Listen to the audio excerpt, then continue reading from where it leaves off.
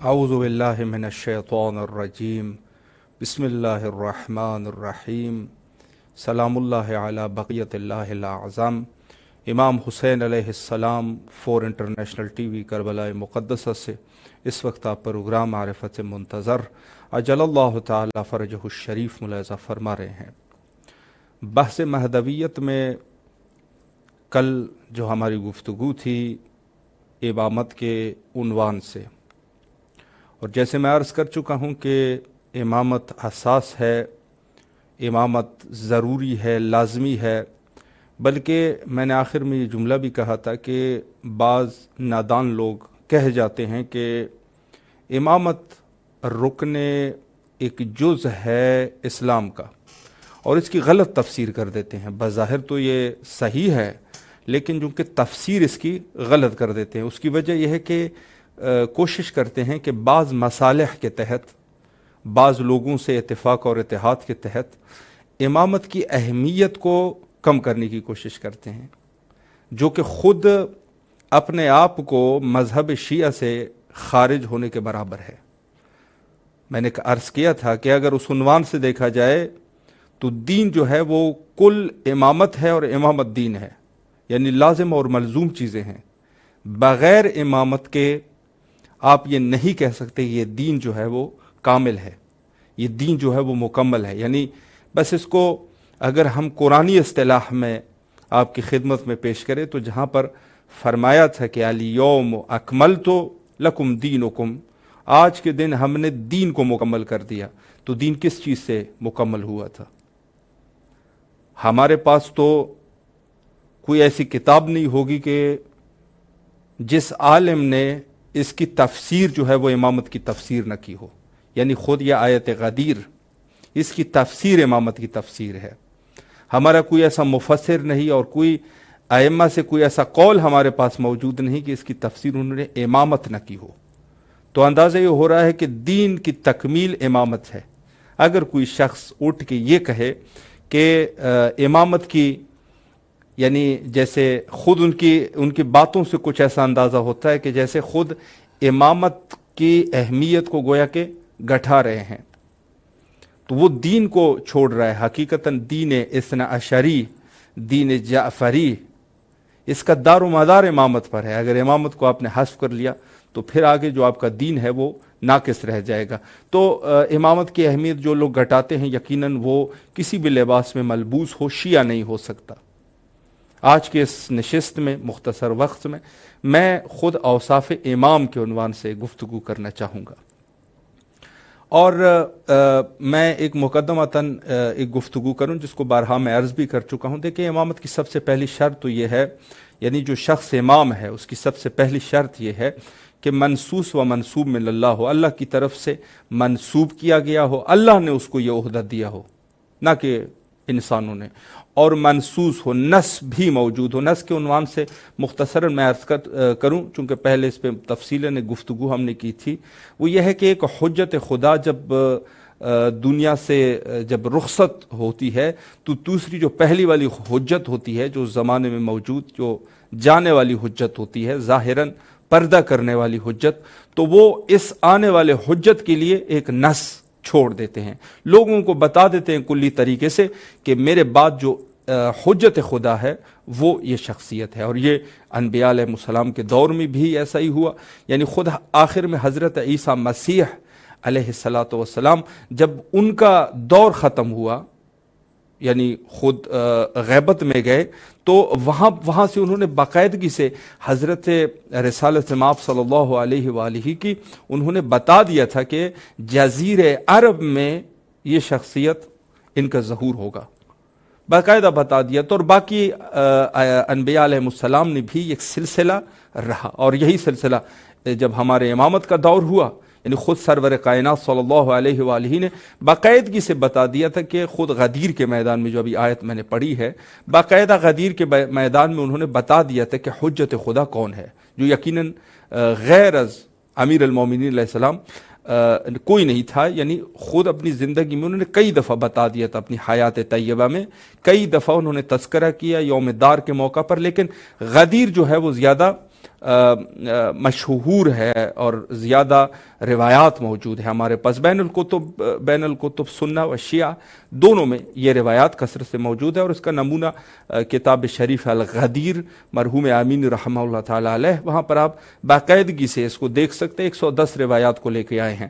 تو میں کہنے کا مطلب یہ ہے کہ سب سے پہلی جو شرط ہے، سب سے پہلی شرط وہ یہ ہے کہ منصوص و منسوب من اللہ ہو۔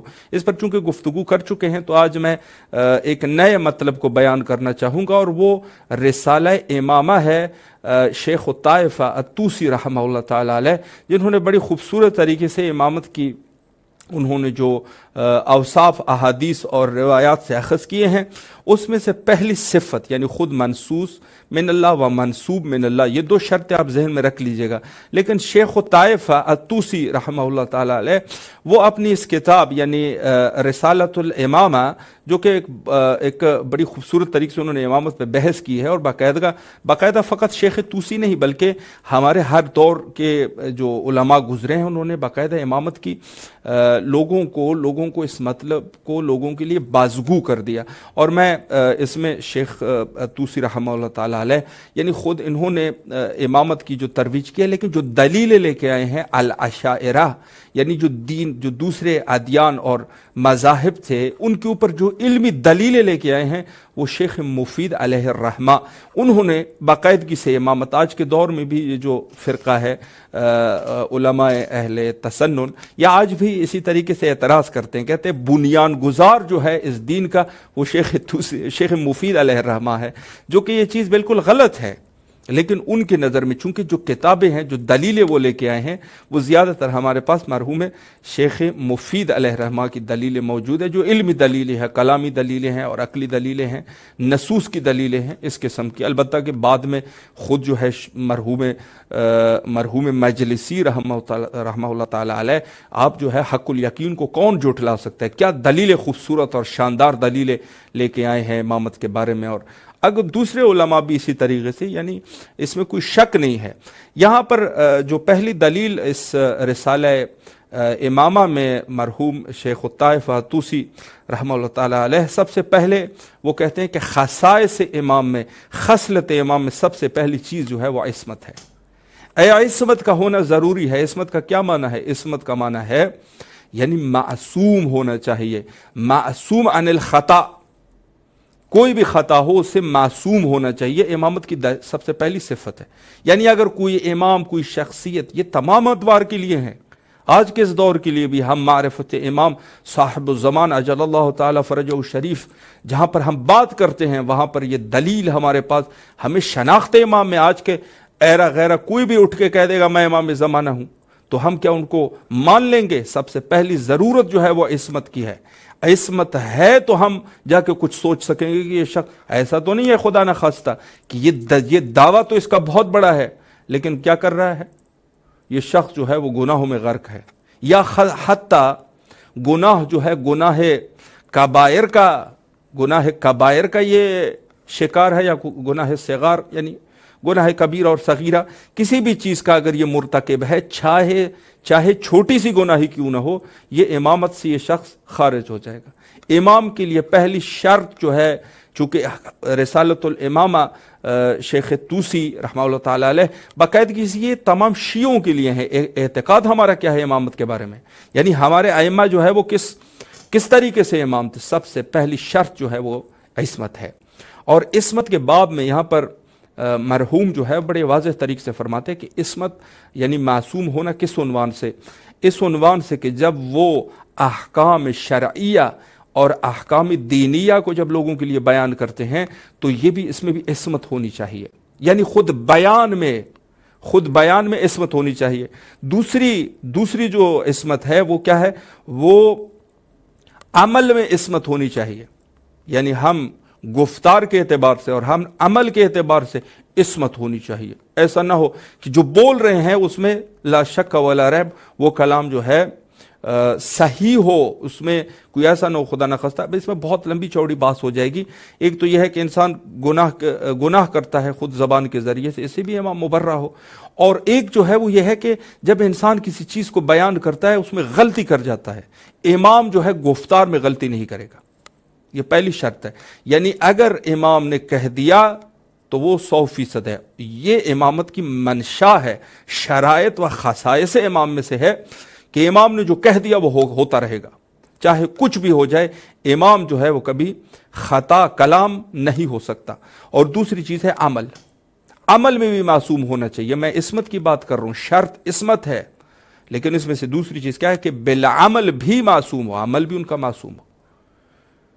وہ جو عمل کر رہے ہیں وہ ہر اعتبار سے مکمل طور پہ صاف اور پاک ہو۔ تیسری چیز کیا ہے؟ تیسری یہ ہے کہ یہ بہت مہم چیز ہے۔ دیکھیں ادوار میں ہر دور میں فسادات بھی ہوتے ہیں، کچھ لوگ مصلح ہوتے ہیں، کچھ لوگ مفسد ہوتے ہیں۔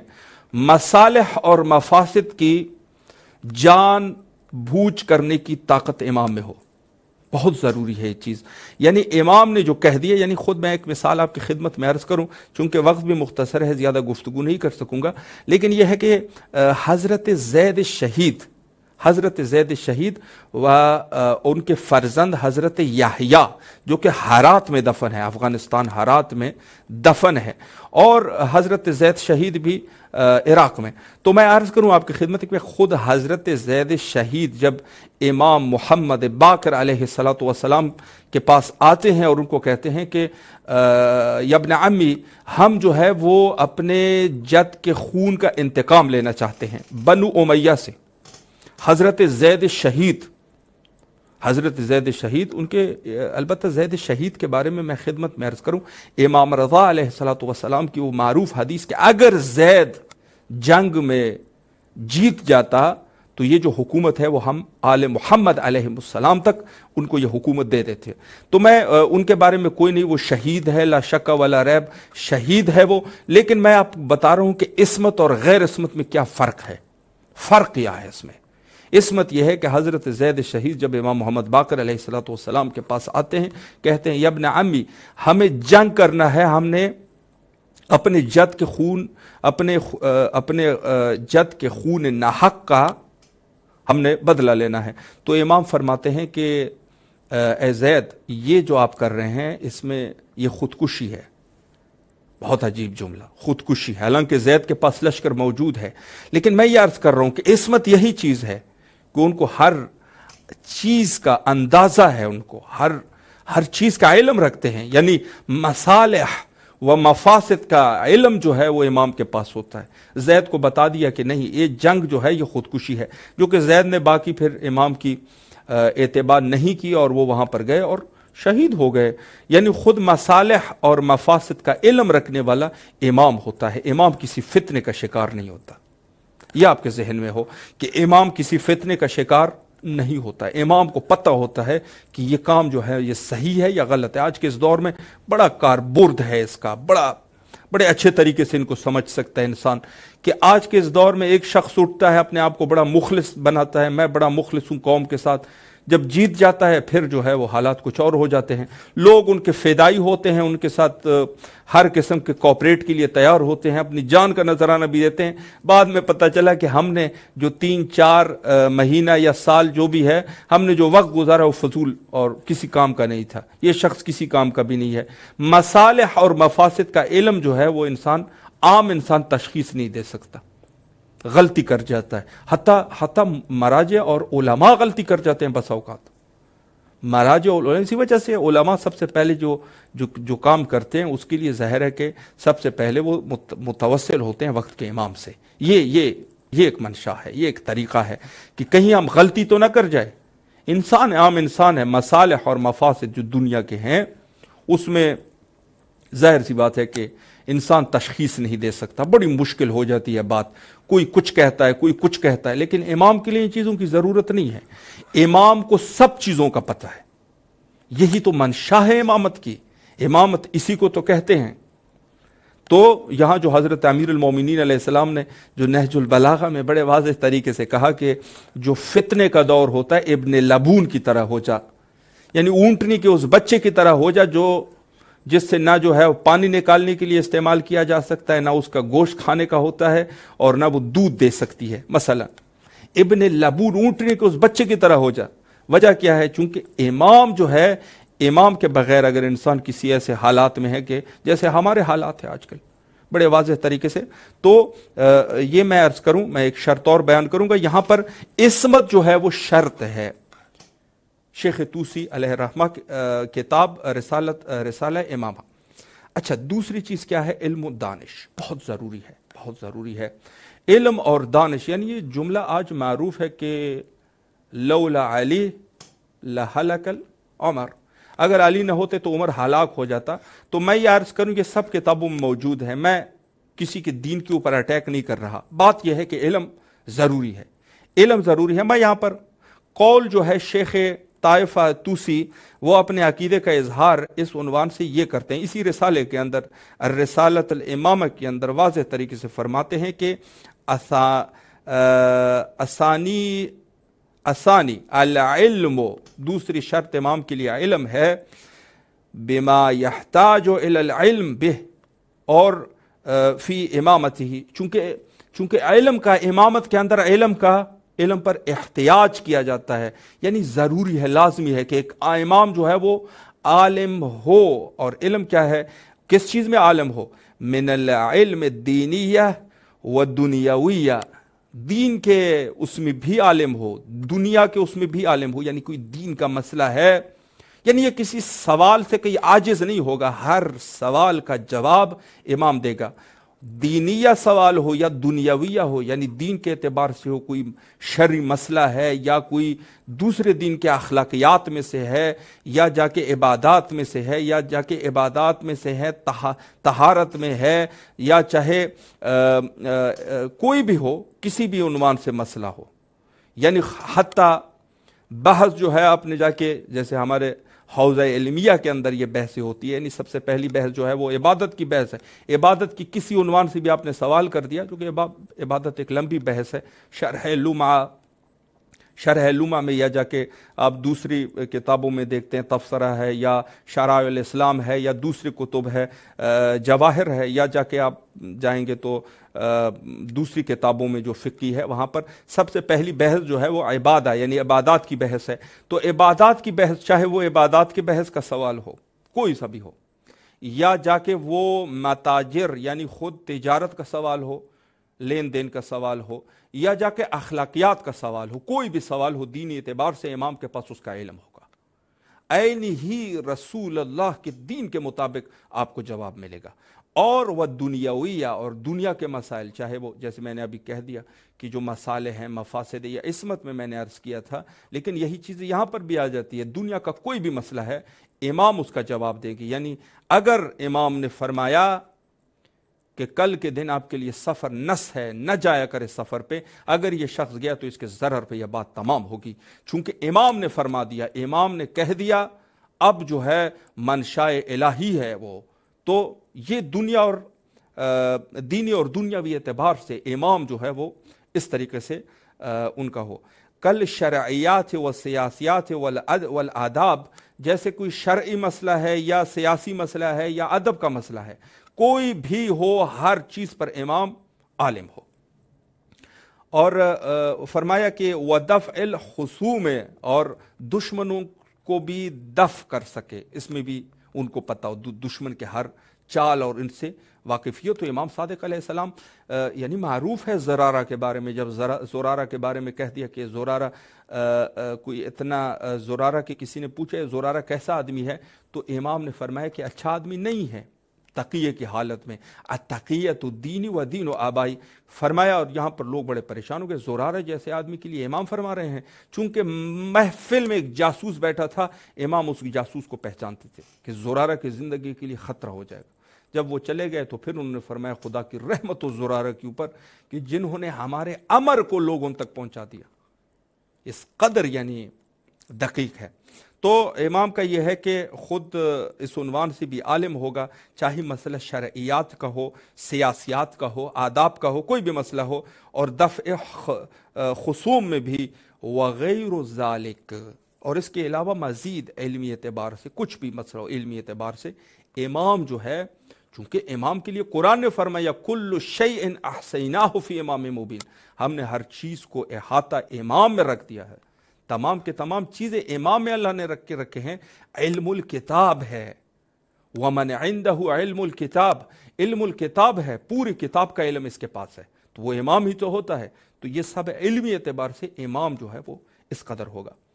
اور پھر مرحوم شیخ الطائف الطوسی نے فرمایا کہ لأنه، کیونکہ لا يستطيع القيام بذلك، اگر ایک شخص جو ہے وہ اس قسم کا یہ چیزیں اس میں نہیں پائی جاتی مع عدم، تو اس کی جو ہے یہ امام نہیں ہو سکتا. بس یہ دلیل جو ہے اس کے غیر امام ہونے پر ہے. اگر ایک شخص جو ہے وہ اس اعتبار سے نہ ہو، سیدھا سادہ آدمی ہو، سائیں ٹائپ کا آدمی ہو، اور نہ کسی دنیا کسی سے ان کو خبر ہے، نہ یہ ہے.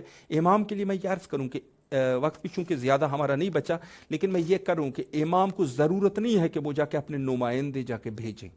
یہ ضروری نقطہ میں عرض کر رہا ہوں کہ وہ جا کے ایک نمائندے کو جا کے افریقہ بھیج دے، دوسرے کو جا کے امریکہ بھیج دے، پھر جا کے مڈل ایسٹ میں بھیج دے، پھر جا کے چائنا میں ایک نمائندہ بھیجے تاکہ ان کو خبریں دے. نہیں، امام کے لیے ضروری نہیں ہے. امام کے لیے ضرورت نہیں ہے، بلکہ امام کے لیے کل دنیا ایسے ہے جیسے یہ ہتھیلی.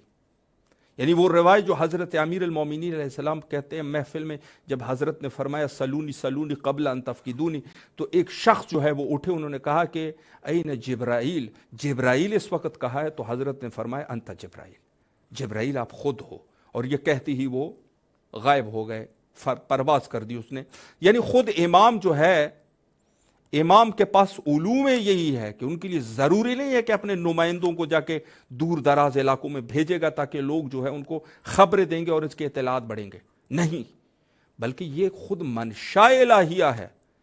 امام کے لیے پوری دنیا، بلکہ شرق عالم سے لے کے غرب عالم تک چاہے کوئی بھی ہو، امام رضا علیہ السلام کی جو وہ شخص ان کے ساتھ تھا اور نشاپور سے گزر رہے تھے، ایک شخص جو ہے وہ ان کو دفن کر رہے تھے، امام وہاں پر قیام کیے اور اس جنازے کا بوسہ لے لیا. تو ساتھ میں جو صحابی تھے انہوں نے پوچھا یا امام رضا علیہ السلام کیا آپ اس شخص کو جانتے ہیں؟ تو امام نے فرمایا یہ کیا کہہ رہے ہیں آپ، میں امام ہوں. شرق عالم سے لے کر غرب عالم تک کوئی مومن ہے، ہم ان کے نسب اور حسب کو بھی جانتے ہیں، اور حتیٰ یہ بھی جانتے ہیں کہ اس کے نسل سے ابھی کتنے لوگوں نے آنا ہے. اللہ اکبر. حتیٰ کافر کے لیے بھی یہی ہے، حتیٰ کافر کے لیے بھی یہی ہے. تو خود تو یہاں پر چونکہ مومن فوت ہو چکا تھا تو امام نے فرمایا حتیٰ کافر کے لیے بھی یہی ہے کہ ہر شخص کے نام، حسب و نسب کا علم امام کے پاس ہے. اور امام وہ ہے کہ کل شیء احصیناہ فی امام مبین، ہر چیز کا احاطہ جا کے امام کے وجود میں اللہ نے رکھ دیا. ہمارا وقت جو ہے وہ انتہا پر پہنچ چکا ہے. انشاءاللہ العزیز مزید بھی میں امامت کے عنوان سے اور اوصاف امامت کے عنوان سے گفتگو کروں گا. ہمارے ساتھ رہیے گا. اور پروگرام معرفت منتظر اجل اللہ تعالی فرجہ شریف میں آپ کے حاضر خدمت رہیں گے. امام حسین علیہ السلام ٹی وی پر یہ پروگرام آپ کی خدمت میں ہے، اور انشاءاللہ گفتگو ہماری امامت رہے گی. حجت خدا کے ظہور کے لیے کثرت سے دعا کیا کیجیے، اور ہم بھی کربلا میں تمام مومنین کی نیابت میں یہی دعا کرتے ہیں، اللہم عجل لولیک الفرج.